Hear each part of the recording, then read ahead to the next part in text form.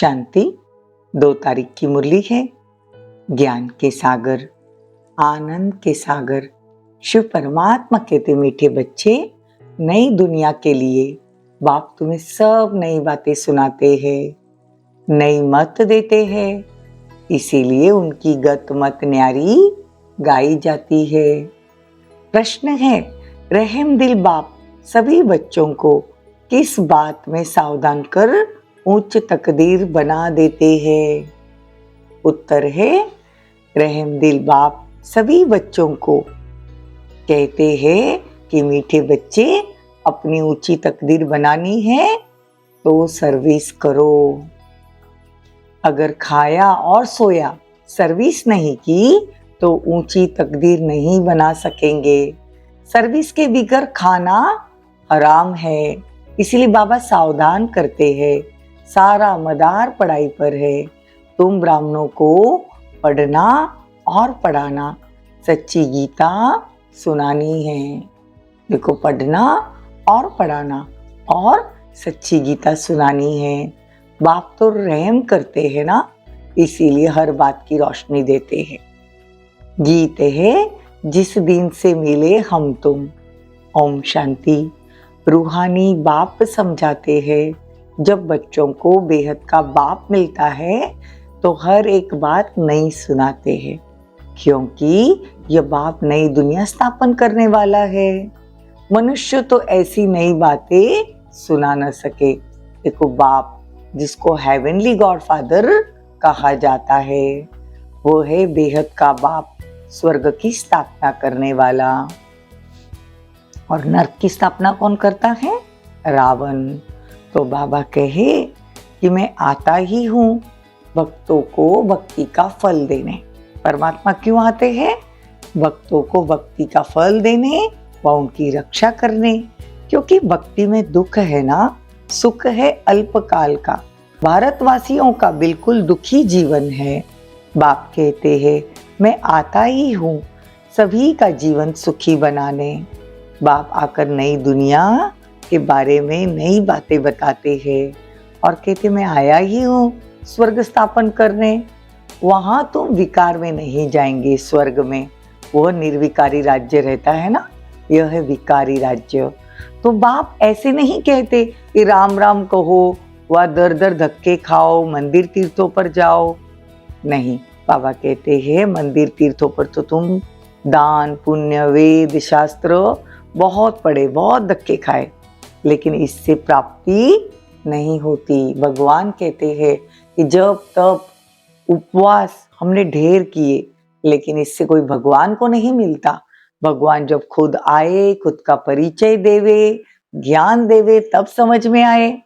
और भक्ति मार्ग में कोई एम ऑब्जेक्ट नहीं होती। जैसे स्कूल में रहता है ना, लक्ष्य रहता है कि डॉक्टर के कॉलेज में जाऊंगा तो डॉक्टर बनकर निकलूंगा, वैसे भक्ति मार्ग में कोई एम नहीं होता है। बस भजन कीर्तन किया, उपवास किया, घर आ गए। तो बाबा कहे कि बच्चे, तुमको स्वर्ग का मालिक बनाने आया हो ना, तो इस नरक से दिल लगानी छोड़ दो। अगर कोई को कहो कि तुम नरकवासी हो तो बिगड़ते हैं। वास्तव में तो सब नरकवासी है, इसीलिए तो कोई मरता है तो क्या कहते? स्वर्ग पधारा। इसका मतलब नरक में रहता था, लेकिन मानते तो है नहीं। बाप वैंकुट की बादशाही ले आए हैं। कहते हैं स्वर्ग का मालिक बनना है तो पवित्र जरूर बनना पड़ेगा।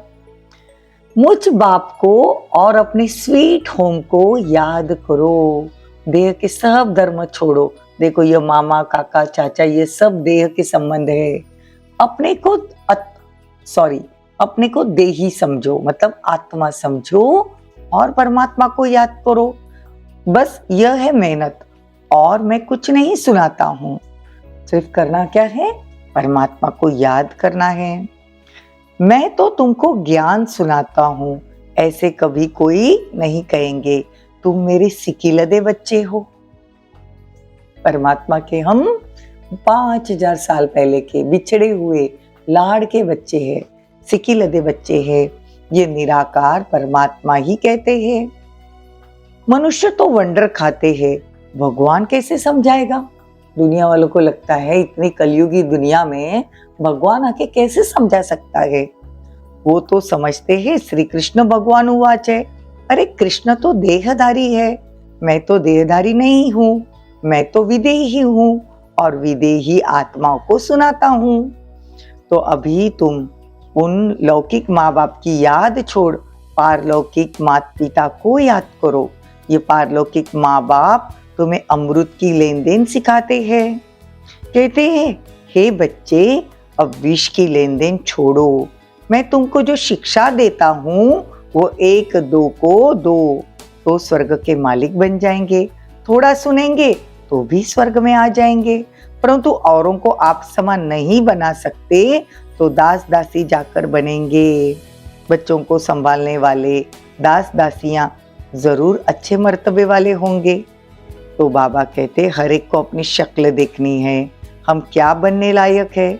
बाबा से अगर कोई पूछे तो बाबा झट बताए, तो सब कुछ जानते हैं बाबा और सिद्ध कर कर भी बतला सकते हैं। तो बाबा कहते हैं कि सरेंडर हो जाओ। देखो बाबा कहते बहुत हिसाब किताब सिर पर बाकी है, सरेंडर किया है परंतु सर्विस नहीं करते, सिर्फ खाते पीते रहते हो, तो जो दिया वो खाकर खत्म कर देंगे। तो दिया सो खाया, सर्विस नहीं की तो थर्ड क्लास दास दासी बन जाएंगे। हाँ, सर्विस करते हैं और खाते हैं तो ठीक है। देखो धंधा कुछ नहीं करते तो खा खा कर तो खत्म हो जाएगा। तो बाबा कहते हैं सर्विस पर तत्पर रहना चाहिए, सर्विस पर रहेंगे तो उच्च पद मिलेगा। मम्मा ने धन तो कुछ नहीं दिया था परंतु पद बहुत ऊंचा पाई। क्यों? क्योंकि रूहानी सर्विस की। हिसाब है ना, कईयों को नशा रहता है, हमने तो सब कुछ दिया, सरेंडर हुए, परंतु खाते भी तो हो ना। बाबा मिसाल तो सब बताते हैं। सर्विस नहीं किया तो सब खलास हो जाएगा। तो कहते हैं ना, जिन सोया तिन खोया। 8 घंटा सर्विस करने बिगर खाना हराम है, खाते रहेंगे तो जमा कुछ भी नहीं होगा। जो ग्रस्त व्यवहार में रहते हैं, सर्विस करते हैं, उनका पद बहुत ऊंचा है। सारा मदार पढ़ाई पर है और पढ़ाने पर है। तुम ब्राह्मण हो, तुमको सच्ची गीता सुनाई है, वो तो कच्छ में कुरम उठाते हैं, तुम्हारे कच्छ में कुछ नहीं। बगल में रखते हैं ना गीता पाठी जो होते हैं। तो तुम हो सच्चे ब्राह्मण, तुमको सच सुनाना है, सच्ची प्राप्ति करानी है, और सबने घाटा ही दिलाया, इसीलिए लिखा जाता है वो सब झूठ है। बाबा सच सुनाकर सचखंड का मालिक बनाते हैं। ये तो समझने की बात है। विश्व का मालिक बनना कोई कम बात है क्या? सेंसिबल बच्चे जो होते हैं वो तो प्लान बनाते रहते हैं, हम सोने की ईंटों का ऐसे ऐसे मकान बनाएंगे, यह करेंगे। देखो साहूकार का बच्चा जैसे बड़ा हो जाएगा तो उसको ख्यालात चलेगा कि हम ऐसे करेंगे, यह बनेंगे।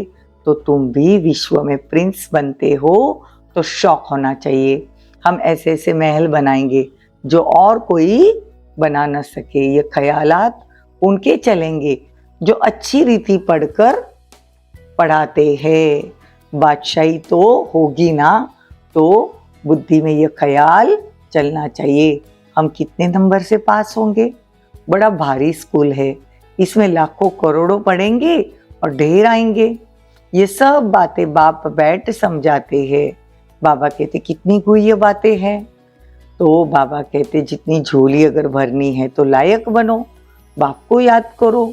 माँ बाप को कभी भूलना नहीं चाहिए। फिर तो ये संगम युगी बच्चे बाप को कैसे भूल जाते हैं? संगम युग पर भगवान आया है तो हम बच्चे कैसे भूल जाते हैं? सिर्फ अल्फ को याद करने से बादशाही मिल जाएगी, बाकी क्या बचा? बाकी रही छाछ। देखो अल्फ मिला गोया मक्खन मिला, बाकी है छाछ। ऐसे है ना, तुम चुप रहते हो, जानते हैं चुप रहकर हम श्रीमत पर चलते हैं, परंतु वंडर यह है कि बच्चे अल्फ को भी पूरा याद नहीं करते। अल्फ मतलब अल्लाह परमात्मा और बे मतलब बादशाही। तो बाबा कहते हैं कि भगवान को पूरा याद नहीं करते, माया तूफान लाती है। बाप भी कहते हैं मन मना भव मध्याजी भव, मनमना भव मतलब मुझे याद करो, मध्याजी भव मतलब सतयुग को याद करो। मनुष्य न अल्फ को जानते हैं न बे को जानते हैं, बेमाना बादशाही का मक्खन। श्री कृष्ण के मुख में माखन दिखाते हैं ना, जरूर स्वर्ग की स्थापना करने वाले ने ही बादशाही दी होगी। स्वर्ग की स्थापना कौन करता है? परमात्मा। तो कृष्ण को बादशाही कहां से मिली? वो प्रिंस कैसे बना? वो लॉर्ड कृष्ण कैसे बना? परमात्मा ने बनाया। अच्छा, मीठे मीठे सिकिलदे बच्चों प्रति माता पिता बाप दादा का याद प्यार और गुड मॉर्निंग। रूहानी बाप की रूहानी बच्चों को नमस्ते। हम रूहानी बच्चों की रूहानी माता पिता बाप दादा को याद प्यार, गुड मॉर्निंग, नमस्ते, थैंक यू, बहुत बहुत शुक्रिया। धारणा के लिए मुख्य सार, वापिस स्वीट होम, घर जाना है ना, इसीलिए देह के धर्मों और संबंधों को भूल स्वयं को देही समझना, इसी अभ्यास में रहना कि मैं आत्मा हूं। बाप की जो शिक्षाएं मिली है वो दूसरों को देनी है। आप समान बनाना है, 8 घंटे सर्विस जरूर करनी है। वरदान, शुद्ध फीलिंग द्वारा फ्लू की बीमारी को खत्म कर वरदानों से पलने वाले सफलता मूर्त भव।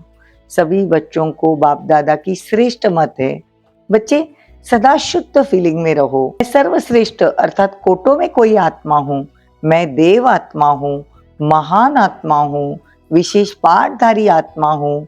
इस फीलिंग में रहो तो व्यर्थ फीलिंग का फ्लू नहीं आ सकता। जहाँ यह शुद्ध फीलिंग है वह अशुद्ध फीलिंग नहीं हो सकती। इससे फ्लू की बीमारी से अर्थात मेहनत से बच जाएंगे और सदा स्वयं को ऐसा अनुभव करेंगे कि हम वरदानों से पल रहे हैं, सेवाओं में सफलता पा रहे हैं। स्लोगन, संगम युगी मर्यादा पुरुषोत्तम बनना है, यही ब्राह्मण जीवन का श्रेष्ठ लक्ष्य है। ओम शांति, ओम शांति।